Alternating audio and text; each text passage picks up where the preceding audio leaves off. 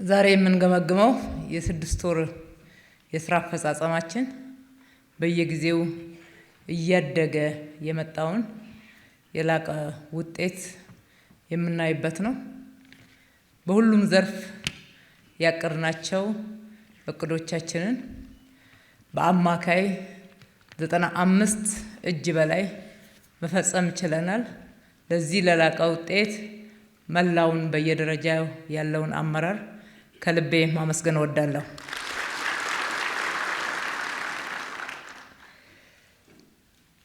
በየጊዜው እያደገ የመጣ ውጤት እየተመዘገበ የመጣበት ዋናውን ቁልፍ ምክንያት በግምገማችን ትኩረት ልናደርግበት ይገባል።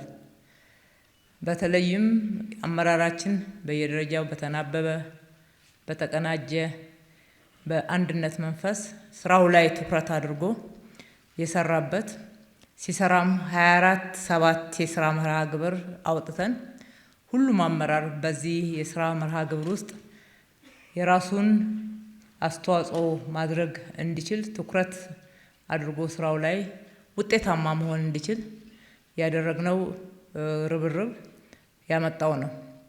አመራራችን ስራ በሚሰራበት ወቅት ውጤትን በልቀት ሲመዝን የስራ ጥራት፣ የስራ ትጋት ሁሉንም አመራር በተቀናጀ መንፈስና በተቀናጀ አሰራር ስራ ውስጥ እያስገባ የልማት ኃይሎችን ሁሉ ደግሞ እያቀናጀ ወደ ስራ እንዲያስገባ ያስቀመጥነው የአሰራር መርሃ ግብር በየጊዜው በተሻለ ሁኔታ እየተመዘገበ የመጣበት መሆኑን እናያለን።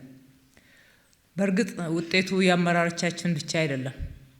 እንደ አመራር የመሪነት ሚናውን እንደ መንግስት የመሪነት ሚናውን ብንወስድም በየደረጃው የተሳተፈው ህዝባችን የተለያየ የልማት አካሎች አጋሮች ከኛ ጋራ በእኛ የስራ መርሃ ግብር ውስጥ እየገቡ በተሻሻለ የአሰራር ስርዓትና የስራ ባህል ከኛ ጋራ ተግተዋል፣ ሰርተዋል። በዚህ ውጤት ውስጥ የከተማችን ነዋሪዎችና አብረውን የሰሩ የስራ አጋሮቻችን ምስጋና ይገባቸዋልና እጅግ አድርገን እናመሰግናለን።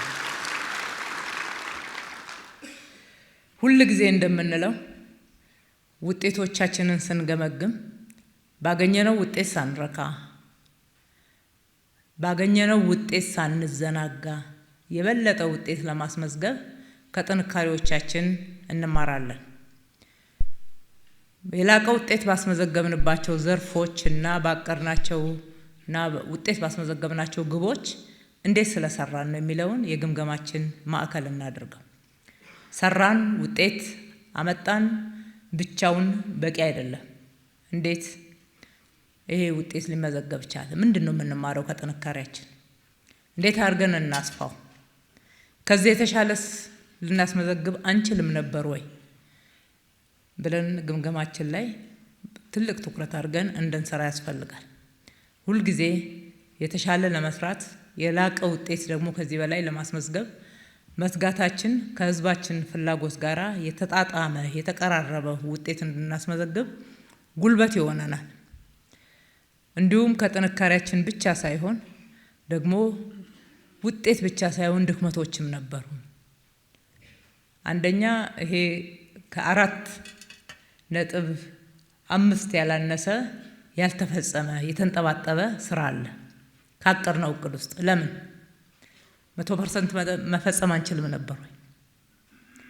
ምን ስለሆነ ነው ጉለቶች የታዩት? ጉለት በታየባቸው ልክ ጉለት የታየባቸውን ዘርፎች ለይተን ማውጣት አለብን። ሁሉንም በጅምላው የምናመሰግንበት ሁሉንም በጅምላ የምንወቅስበት ሳይሆን ጉለት የታየበትን ሴክተር ጉለት ያሳየውን አመራር እንዴት አድርገን መደገፍና እኩል ደረጃ ላይ ማምጣት እንችላለን የሚለው የግምገማችን ትኩረት ይሁን።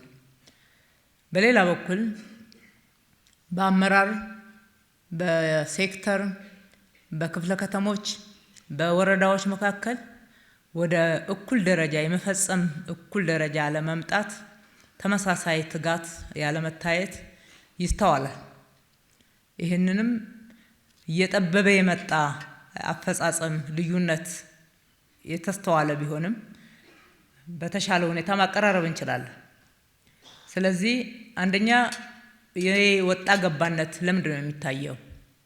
ሁለተኛ እንዴት እናቀራርብ? መደገፍ የሚገባውን ሴክተር አመራር በየደረጃ ያለውን የአፈጻጸም ልዩነት ማጥበብ የሚቻልበትን አግባብ ትኩረት አድርገን እንድንሰራ የሚያስችለን ዛሬ ትኩረት አድርገን ስንገመግም ነው።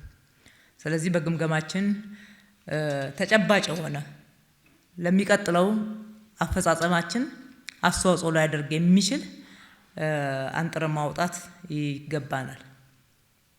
አሁንም ከድክመት አንጻር በአገልግሎት አሰጣጥ የመልካም አስተዳደር ችግሮችን በመፍታት እውነቱን ለመናገር በጣም ትልቅ የሆነ መሻሻል ታይቷል። የታየውን መሻሻል አፕሪሼት እናደርጋለን፣ እናበረታታለን። አሁንም ግን ባለጉዳይ ከማመላለስ ጀምሮ ጉዳዮችን ካለመቋጨት ሁሉም አቅዶ በልዩ ሁኔታ እንዴት ለውጥ ላምጣ ብሎ ጥሮ ግሮ ከመስራት አንጻር ክፍተቶችን እናስተውላለን። ያሉ ክፍተቶች ትልቅ ትኩረት የሚሰጣቸው ናቸው።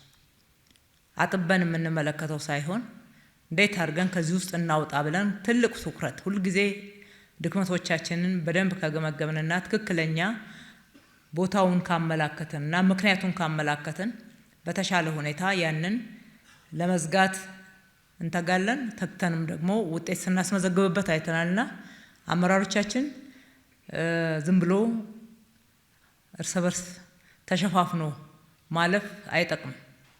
የሚጠቅመው ችግሮች ያሉበትን ቦታ ለይቶ ይልቅ መደገፍ የበለጠ ውጤታማ ያደርገናልና በዚህ የሥራ ግምገማችን እዚህ ላይም ትኩረት አድርገን በጥሩ አፈጻጸም በ9ኛው ሩብ ዓመት ደግሞ እንድንገናኝ ያስፈልጋልና በግምገማዎቻችን ቱ ዘ ፖይንት ጊዜያችንን በአግባቡ ይጠቀም እነኚህ ባልኳቸውና በተጨማሪ በሪፖርት በሚቀርቡልን ጉዳዮች ላይ ትኩረት አድርገን በሱፐርቪዥንም ሪፖርታችንን በክትትልም ያረጋገጥነው ነው።